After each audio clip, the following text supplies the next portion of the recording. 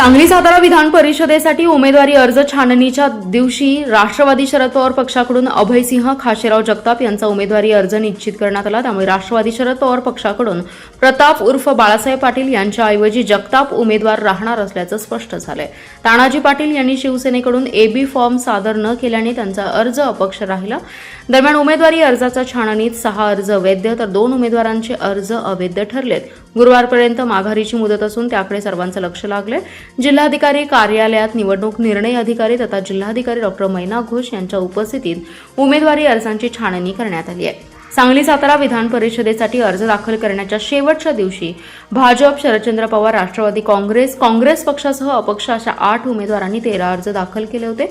राष्ट्रवादी शरद पवार पक्षाच्या वतीने अभयसिंह जगताप आणि प्रताप उर्फ बाळासाहेब पाटील यांचा अर्ज दाखल करण्यात आला होता, परंतु जगताप यांचा उमेदवारी अर्जाला पक्षाकडून एबी फॉर्म जोडण्यात आला तर पाटील यांचा अपक्ष अर्ज म्हणून भरण्यात आलाय। त्यामुळे राष्ट्रवादीकडून जगताप हे महाविकास आघाडीचे उमेदवार निश्चित झाल्याचं स्पष्ट झालं। शिवसेनेच्या वतीने तानाजी पाटील यांनी उमेदवारी अर्ज दाखल केला होता, मात्र छाननी वेळी त्यांच्याकडून एबी फॉर्म दाखल करण्यात आला नाही। त्यामुळे सेनेच्या पाटील यांचा अर्ज अपक्ष राहिला। काँग्रेसकडून मयूर पाटील आणि संजय मेंढे यांचा अर्ज दाखल करण्यात आला, मात्र एबी फॉर्म नसल्याने त्यांचेही अर्ज अपक्ष राहिले। मिरजेत पूर्व वैमनस्यातून प्रदीप उर्फ शिव अथनीकर या तरुणावर 5 ते 6 अज्ञात हल्लेखोरांनी धारदार शस्त्राने प्राणघातक हल्ला केल्याची धक्कादायक घटना घडली आहे। मिरज टाकळी रोडवर चांद फ्रूट जवळ दुपारच्या सुमारास हा हल्ला झाला। अथनीकर याच्यावर अनेक वार झाल्याने प्रकृती चिंताजनक असून त्याच्यावर अतिदक्षता विभागात उपचार सुरू आहेत। या घटनेमुळे संपूर्ण मिरज शहरात एकच खळबळ उडाली आहे। 2 गटातील पूर्व वैमनस्यातून हा हल्ला झाल्याची चर्चा आहे। जखमी शिव अथनीकर हा मित्रांसोबत जेवण करण्यासाठी गेला होता। दुचाकीवरून तो घरी परतत असताना स्विफ्ट 4 चाकी वाहनातून हल्लेखोर या ठिकाणी आले। त्यांनी 4 चाकीने शिव अथनीकर याच्या दुचाकीला धडक दिली आणि अचानक त्याच्यावर हल्ला चढवला। तलवार, कोयता यांसारख्या धारदार हत्यारांनी त्याच्यावर वार करण्यात आलेत। अनेक वार करण्यात आल्याने शिव अथनीकर हा रक्ताच्या थारोळ्यात पडला। घटनास्थळी त्याच्यावर रक्ताचा सडा पडला होता। या हल्ल्यानंतर त्याच्यासोबत असलेल्या काही मित्रांनी आणि नागरिकांनी घटनास्थळी धाव घेतली। यावेळी हल्लेखोर घटनास्थळावरून पलायन झाले। हल्ल्यानंतर एक तुटलेली तलवार घटनास्थळी पडली होती। घटनास्थळी एक वाहनाची नंबर प्लेट पडली होती। सदरची नंबर प्लेट हल्लेखोरांच्या वाहनाची असल्याचा अंदाज आहे। तोंडाला रुमाल बांधून आलेल्या 5 ते 6 हल्लेखोरांनी स्विफ्ट 4 चाकी आणि बुलेट दुचाकीवरून येऊन हल्ला केल्याची चर्चा घटनास्थळी होती। या घटनेनंतर जखमी शिव अथनीकर यास उपचारासाठी मिरज शासकीय रुग्णालयात नेण्यात आले। शरीरावर अनेक वार झाल्याने मोठा रक्तस्राव झाला होता। घटनेची माहिती मिळताच शहर पोलीस ठाण्याचे पोलीस निरीक्षक किरण चौगुले यांनी पोलीस पथकासह घटनास्थळी धाव घेतली आहे। सोशल मीडियावर पोस्ट केल्याच्या कारणावरून एका युवकाला जातीवाचक शिवीगाळ करत जीवे मारण्याची धमकी दिल्याचा प्रकार समोर आलाय। या प्रकरणी वेटा पोलीस ठाण्यात IRS अधिकारी सचिन मोटे यांच्यासह दोघांविरुद्ध गुन्हा दाखल करण्यात आलाय। ही घटना 30 मे 2026 रोजी सायंकाळी 6 वाजण्याच्या सुमारास भिवघाट येथील खासगी रुग्णालयात घडली आहे। या प्रकरणी विकास अनिल कांबळे यांनी विटा पोलिसात फिर्याद दिली। विकास कांबळे हे 30 मे रोजी भिवघाट येथील एका खासगी रुग्णालयात होते। यावेळी आटपाडी तालुक्यातील संशयित सचिन बेरा मोटे आणि अक्षय अर्जुन यांनी विकास कांबळे यांच्या केबिनमध्ये येऊन त्यांना जाब विचारला, तू आमच्या विरोधात सोशल मीडियावर पोस्ट का करतोस? आमचं भांडण आहे, आम्ही ते कधीही मिटवू शकतो, तू कशाला मध्ये वळवळ करतोस? असं म्हणत या दोघांनी कांबळे यांच्यावर जातीवरून अपमानास्पद शब्द वापरले। तसेच जर तू आमच्या विरोधात पोस्ट टाकणं बंद केलं नाही तर तुला सोडणार नाही अशी धमकी दिली। या घटनेनंतर विकास कांबळे यांनी विटा पोलीस ठाण्यात धाव घेऊन तक्रार नोंदवली आहे। या तक्रारीवरून पोलिसांनी आरोपींविरुद्ध भारतीय न्याय संहिता दंड कलम 351(2) आणि अनुसूचित जाती व अनुसूचित जमाती अत्याचार प्रतिबंधक अधिनियम 1989च्या कलम 3(1)R, 3(1)S आणि 3(2)B अन्वये गुन्हा दाखल केलाय। पुढील तपास उपविभागीय पोलीस अधिकारी विपुल पाटील करत आहेत। राज्य सरकारने पुण्यश्लोक अहिल्यादेवी होळकर कर्जमाफी योजनेची मुख्यमंत्री देवेंद्र फडणवीस यांनी मंत्रिमंडळाच्या बैठकीत घोषणा केली आहे। सप्टेंबर 2025 पर्यंत थकबाकीदार असलेल्या शेतकऱ्यांना 2 लाख रुपयांपर्यंतची कर्जमाफी मिळणार आहे।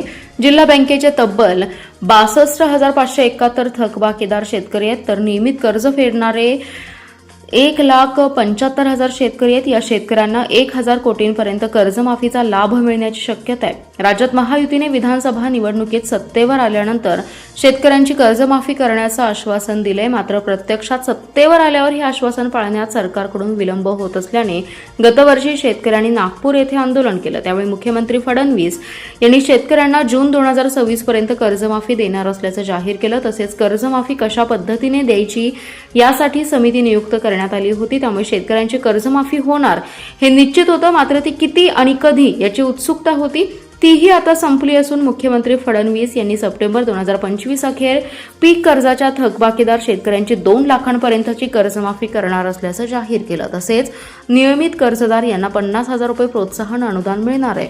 शेतकऱ्यांना कर्जमाफी देण्यासाठी शासनाने गेल्या 3 महिन्यांपासून माहिती संकलन सुरू केलं होतं। जिल्हा बँक आणि अन्य बँकांकडून जून 2025 पर्यंतचे थकबाकीदार आणि नियमित कर्ज परतफेड करणाऱ्या शेतकऱ्यांची माहिती दिली आहे। जिल्हा बँकेचे 62,571 शेतकरी थकीत आहेत। त्याच्याकडे व्याजासह 1,063 कोटींची थकबाकी आहे। यातील किती शेतकऱ्यांना प्रत्यक्ष कर्जमाफीचा लाभ मिळणार हे आता शासनाकडून कर्जमाफीच्या निकषानुसार स्पष्ट होईल। जतमधील डिलिव्हरी कंपनीचे पार्सल ऑफिस फोडून 1.5 लाखांची रोकड लंपास करणाऱ्या सराईत चोरट्याच्या मुसक्या आवळण्यात पोलिसांना यश आलंय। या चोरट्याकडून 1,52,500 रुपयांची रोकड पोलिसांनी जप्त केली आहे। स्थानिक गुन्हे अन्वेषणच्या पथकाने नागज फाटा परिसरात सदरची कारवाई केली आहे। वैभव बबन जाधव असं अटक केलेल्या सराईताचं नाव आहे। दरम्यान वैभव याने सदरचा गुन्हा हा त्याचे वडील संशयित बबन सर्जेराव जाधव याच्यासोबत मिळून केल्याचं तपासात निष्पन्न झालंय। स्थानिक गुन्हे अन्वेषणचे पथक घरफोडी करणाऱ्या संशयितांचा शोध घेत होते। यावेळी पथकातील कर्मचाऱ्यांना माहिती मिळाली की काही दिवसांपूर्वी जत शहरात डिलिव्हरी कंपनीचे पार्सल ऑफिस फोडणारा संशयित वैभव जाधव हा नागज फाटा परिसरात येणार आहे। मिळालेल्या माहितीनुसार पथकाने त्या ठिकाणी सापळा लावला असता संशयित जाधव हा फिरताना दिसला। यावेळी त्याला ताब्यात घेऊन तपासणी केली असता त्याच्याजवळ 1.5 लाखांची रोकड मिळाली। सदरच्या रोकडबाबत कसून चौकशी केली असता त्याने सांगितले की ही रक्कम त्याच्या वडिलांसोबत 5 दिवसांपूर्वी जतमधील डिलिव्हरी लिमिटेड पार्सल कंपनीचे ऑफिस फोडून चोरल्याचं सांगितलं। यावेळी त्याच्याकडून 1,52,500 रुपयांची रोकड जप्त करत पुढील तपासासाठी जत पोलिसांच्या स्वाधीन केले। या गुन्ह्यात पसार झालेला बबन जाधव हा सराईत चोरटा असून त्याच्यावर कोल्हापूर, अहिल्यानगर, नाशिक, पुणे, सोलापूर आणि धाराशिव जिल्ह्यात कुरिअर ऑफिस चोरीचे गुन्हे दाखल आहेत। सांगली जिल्ह्यातील मिरज तालुक्यातील बेडग या गावामधील विठ्ठल नगर येथे संजय प्रकाश आवटी यांच्या घरामध्ये गॅस सिलेंडरचा स्फोट होऊन संसारोपयोगी साहित्य जळून खाक झाले। घरावरील पत्रे, संसारोपयोगी साहित्य जळून खाक झाले। घरात असणारे पैसे, दागिन्यांचा ऐवज आणि मुलांचे शालेय साहित्य, मुलांच्या सायकली जळून खाक झाल्या। ही घटना दुपारी 12 वाजता घडली आहे। घरातील सर्वजण शेतामध्ये फुले तोडण्यासाठी गेले होते। त्या दरम्यान हा स्फोट झाला। क्षणार्धात सर्व जळून खाक झाले। स्फोट इतका भयानक होता की घरातील एकही साहित्य शिल्लक राहिलं नाही। मिरज ग्रामीण पोलीस घटनास्थळी पोहोचले असून पंचनाम्याची कारवाई सुरू करण्यात आली आहे। डोळ्यासमोर गरीब कष्टकरी शेतकऱ्याचा संसार जळून खाक झाल्याने परिसरात हळहळ व्यक्त होतीये। जिल्ह्यातील मिरजेचे कार्यसम्राट आमदार डॉक्टर सुरेश भाऊ खाडे यांच्या वाढदिवसानिमित्त मिरजेतील छत्रपती शिवाजी स्टेडियम येथे आयोजित करण्यात आलेल्या कुस्ती स्पर्धेमध्ये रुस्तुमे हिंद केसरी आणि महाराष्ट्र केसरी पैलवान सिकंदर शेख हा मिरजेच्या आमदार केसरीचा मानकरी ठरलाय। 3,51,000 रुपयांच्या प्रथम क्रमांकाच्या कुस्तीमध्ये पैलवान सिकंदर शेख याने पंजाब केसरी अबूद सिंह याला छडी टांग डावावर चितपट केले। मिरजेतील ऐतिहासिक अशा कुस्ती मैदानात हजारो कुस्तीप्रेमी कुस्ती पाहण्यासाठी उपस्थित होते। 2 लाख रुपये बक्षिसाच्या दुसऱ्या क्रमांकाच्या कुस्तीमध्ये पैलवान रविराज चव्हाण याने पैलवान शुभम शुद्धनाळे यांच्यावर विजय मिळवला, तर पैलवान महारुद्र काळेल याने पैलवान सुबोध पाटील याच्यावर विजय मिळवत तिसरा क्रमांक पटकावत 1.5 लाख रुपयांचे बक्षीस मिळवले। याचबरोबर विविध गटातील एकूण 14 कुस्त्या या मैदानावर पार पडल्या। विजेत्यांना आमदार डॉक्टर सुरेश भाऊ खाडे आणि आमदार गोपीचंद पडळकर यांच्या हस्ते रोख रक्कम आणि चांदीची गदा देण्यात आली आहे। यावेळी उद्योजक अशोक खाडे, युवा नेते सुशांत भाऊ खाडे, उद्योजक फारुख भैया जमादार, डॉक्टर महेश कुमार कांबळे, उमेश हारगे, पैलवान मलगोंडा पाटील, पैलवान गणेश बागडी, पैलवान रवी पाटील यांच्यासहित पंच, नामांकित पैलवान आणि कुस्तीप्रेमी मोठ्या संख्येने उपस्थित होते। पद्मभूषण क्रांतीवीर डॉक्टर नागनाथअण्णा नाईकवडी, हुतात्मा किसन अहिर सहकारी साखर कारखान्याचे चेअरमन वैभव नाईकवडी यांनी आपल्या पदाचा राजीनामा दिला आहे। या कारखान्यामध्ये गेले 45हून अधिक दिवस त्यांच्या चेअरमन पदाच्या राजीनाम्यासाठी आंदोलन सुरू होतं। या पार्श्वभूमीवर अविश्वास ठराव आणण्याचा निर्णय झाला होता, मात्र त्यापूर्वीच वैभव नाईकवडी यांनी राजीनामा दिलाय। वैभव नाईकवाडी यांनी एका व्हिडिओ प्रसारित करत आपली भूमिका स्पष्ट करताना आंदोलन थांबवण्याचा आग्रह केला. या आंदोलनामुळे साखर कारखान्याच्या कामकाजावर आणि पर्यायाने या उद्योगावर कोणताही विपरीत परिणाम होऊ नये अशी भावना व्यक्त केली आहे. कारखान्यावर अवलंबून असणाऱ्या हजारो शेतकरी आणि कामगार कुटुंबाची आर्थिक प्रगती थांबू नये आणि त्यांच्यावर कोणताही वाईट परिणाम होऊ नये यासाठी त्यांनी हा निर्णय घेतल्याचं स्पष्ट केलंय. राजीनामा दिल्यानंतर नाईकवाडी यांनी सर्व संबंधितांना शांततेचं आवाहन केलंय. कारखान्याविषयी आणि या घडामोडींविषयी येत असलेल्या वेगवेगळ्या बातम्यांमुळे कोणीही विचलित होऊ नये. शेतकऱ्यांनी नेहमीप्रमाणे आपल्या ऊसाच्या नोंदी कराव्यात आणि कारखान्याला ऊस घालावा. सर्वांनी एकत्र येऊन आणि एकजुटीने हा कारखाना अधिक चांगल्या प्रकारे आणि जोमाने चालवण्यासाठी प्रयत्न करावे. डॉक्टर नागनाथांना नाईकवाडी अण्णांच्या मार्गदर्शनाखाली आपण आतापर्यंत कारखाना चालवलाय. ऊसाला जास्तीत जास्त दर देण्याची जी परंपरा आपण पाडली तीच भविष्यातही कायम राखू. कोणत्याही पदावर नसलो तरीही शेतकरी आणि कामगारांच्या आर्थिक प्रगतीसाठी मी भविष्यातही अविरत कार्यरत राहीन अशी भूमिका वैभव नाईकवाडी यांनी या व्हिडिओद्वारे स्पष्ट केली आहे. नागरी सुविधा मिळत नाहीत. जागा कमी असताना वाढीव जागा दाखवून घरपट्टी वाढ झाली आहे. उपयोगिता शुल्क, क्षेत्रफळात असलेला बदल अशा अनेक हरकती नागरिकांनी महापालिकेच्या भांडवली मूल्यावर आधारित घरपट्टीच्या नोटिसीवर घेतल्या.